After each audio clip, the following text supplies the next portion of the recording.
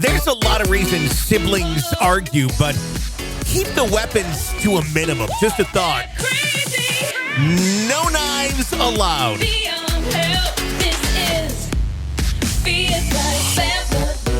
But unfortunately, on a sunny day in Kanawha County, West Virginia, two brothers forgot that rule. Yes, they did. As the two brothers began arguing about pussy. And no, not the type of pussy that most brothers would argue about. We're talking the four-legged feline kind of pussycat.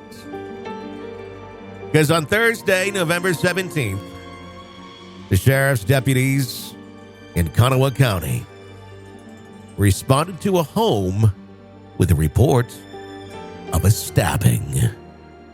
At the scene, authorities found one man suffering from what he thought was a large cut. It turned out to be a giant stab wound inflicted by his brother. He was transported to the hospital and remains in critical condition. But what were these brothers arguing about? That's the question.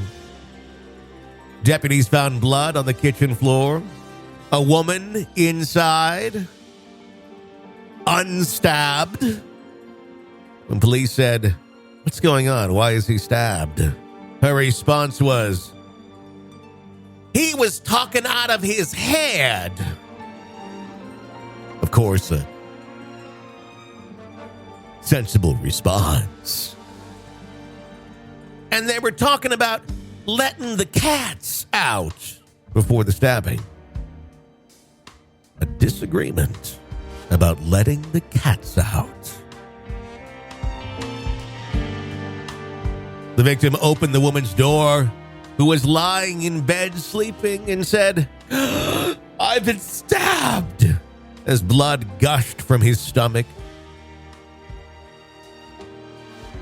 It's not clear exactly what they were arguing about with the cats other than letting them out, which led to the disturbance.